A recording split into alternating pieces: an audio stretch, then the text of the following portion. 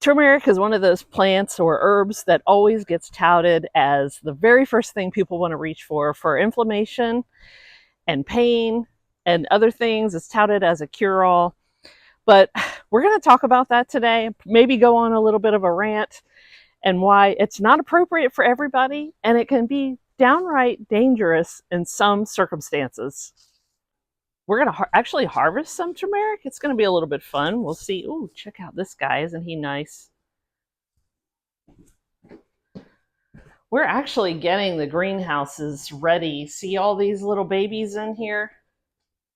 Yeah, we've got to move those into another greenhouse. And some of our more tender succulents, just real quick. Ooh, here's our turmeric. So stick around. I'm going to be harvesting this today. Yeah, so last night I was working out here in the greenhouse. So this is the one greenhouse that has all the glass in it. It has electricity, we have lights, the ventilation is working up top, but it was a complete mess in here and it's really too hot to have the plants in all the time. All summer long it gets too hot in here. But it's so hard to believe. It's like almost 80 degrees today, and in a few days it's going to drop into the 30s. So I needed to get this greenhouse ready to go. Really all I needed to do was reattach all the shade cloth and just really get in here and clean everything out. I had some weeds growing and reposition all these little platforms where I'm going to put my plants. So yeah, that's looking really good. I'm in Northwest Florida and turmeric grows really well here. I actually grow it in these little 1-gallon pots and I sell those in my shop. And this is not just turmeric. I actually have some shell ginger too. So the gingers, the turmeric's in the ginger family. The botanical name for turmeric is Curcuma longa. And it's kind of on a decline right now. You can see the leaves are starting to turn a little bit. We're in fall. So this is going to be a really good time to start thinking about harvesting it. Yeah, so you can see here I have two, I think these are 7-gallon pots that I grew some turmeric in this year. So we're going to empty these pots out. I'm going to show you what it looks like. We're going to talk about the pros and cons of turmeric. And yeah, stay tuned.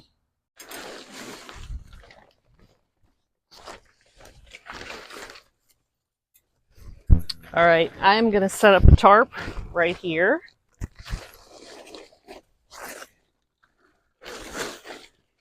I'm going to empty this bucket of turmeric onto this tarp and we're going to see what's in there. So most of the world's turmeric comes from India. And this is, like I said, a very easy plant to grow in the southeast of the United States. I'm in zone 9A.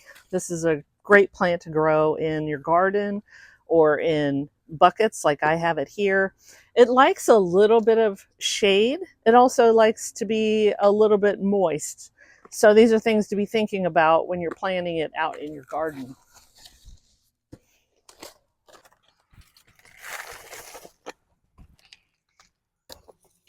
Typically, you're going to harvest this in the fall. Look, I'm going to be able to lift this whole thing right out of here.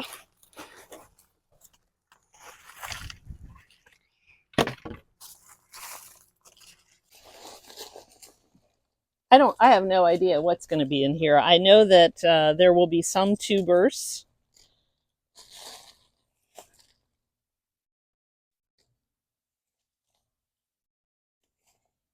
Oh yeah, we've got some nice little tubers here.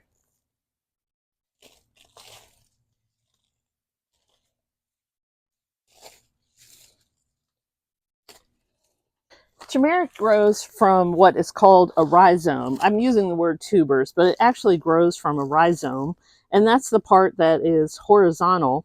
And then it'll send out little tiny fingers or tubers.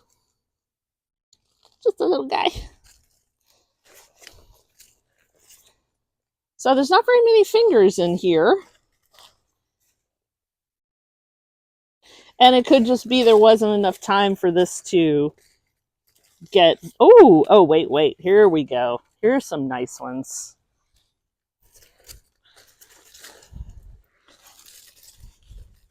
So these smaller ones, they just haven't had time to grow actually larger fingers that we can really harvest.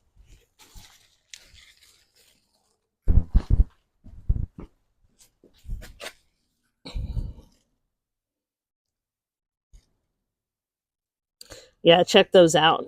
So, oh wow. So you can see this is some of the fingers that have grown here. So we're definitely going to harvest those.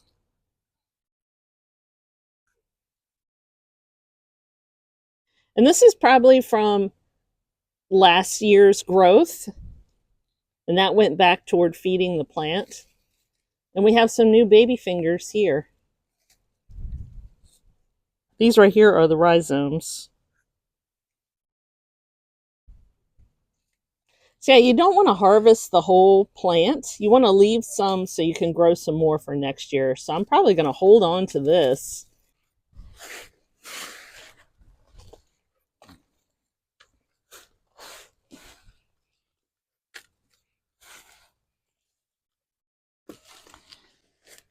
All right, I just potted everything back into this pot. And the reason I did that is because we're going to overwinter this and pot them out again. And we'll just keep growing them. All right, for whatever reason, this pot, the second pot that I emptied, was too wet. And you can tell because the roots are just totally mush. So that's unfortunately not going to be able to harvest that. But look at that beautiful orange color. The primary constituent in turmeric that's responsible for its antioxidant and anti inflammatory properties is curcumin. You've probably heard about that. This herb is also considered a hepatic, and that means that it is going to be beneficial to the liver. In traditional Chinese herbalism, this is called jiang wang. Wang means yellow, and obviously the root is yellow. And it's in the category of herbs that regulate the blood. So this is going to give you a clear indication of what it's used for, as well as some of the problems that could arise by using this plant. That is the primary action of this herb, and that is how it is anti-inflammatory and helps people with pain, is that it actually moves blood. This sounds like a really good plant to use, but because of that blood moving action, you're going to want to exercise caution if you're on blood thinners or antiplatelet medication, and I would not recommend this herb if you are pregnant.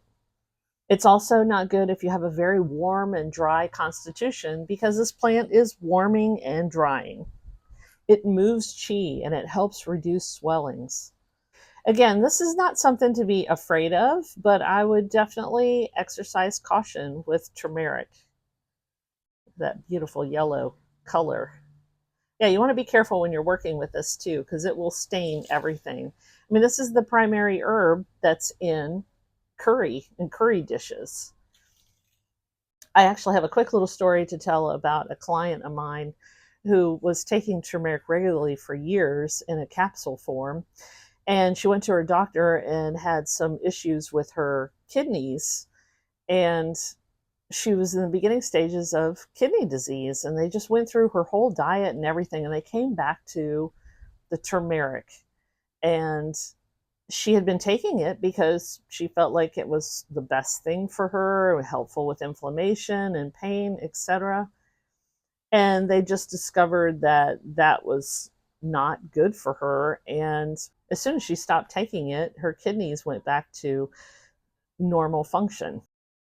And this leads me to oxalates. So this is going to be another thing you want to be careful of. So turmeric, along with a lot of other foods, are loaded with oxalates. And oxalates can bind with calcium and cause oxalate dumping. And it can also mimic other things like arthritis. It can cause kidney stones. I'm not saying that turmeric can absolutely do that. What I'm saying is just exercise caution and know that it does contain those oxalates. My recommendation would be to use this herb in a tea or cooking. Maybe you could put it in smoothies.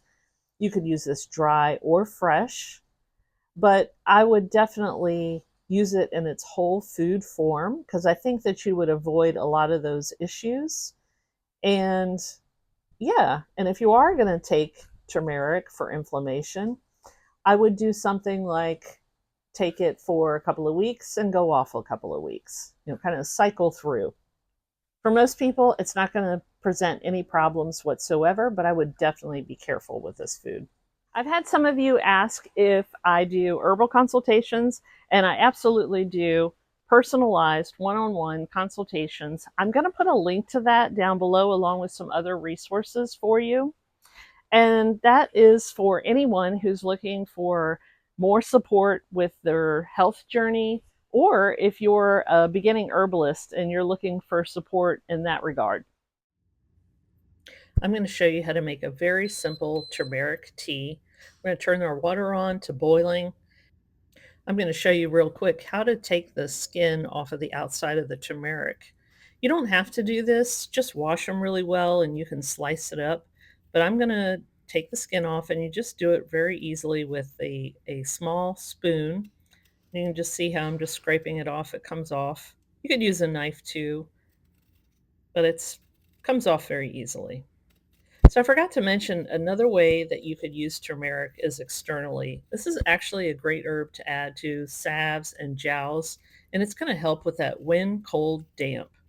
So that's also going to help with your pain externally. I'm going to slice this up into small pieces and put it in my glass teapot and then just fill it with hot water.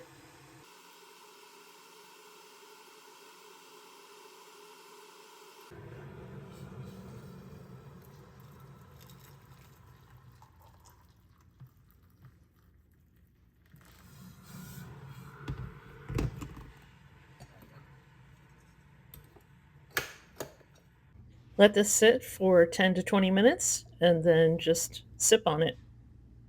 Another very popular way to enjoy turmeric is in a drink called golden milk. And in India, this is called haldi doodh, and that's Hindu for turmeric milk. And all you do is mix that with a couple other different herbs. I like to add black pepper and a little bit of fat to help with the bioavailability. Add a little bit of steamed milk, a little bit of sweetener, and then you have a really beautiful golden milk to enjoy. Thanks so much for watching, and I can't wait to see you in the next one. It has to be pretty. It's not gonna be pretty. No.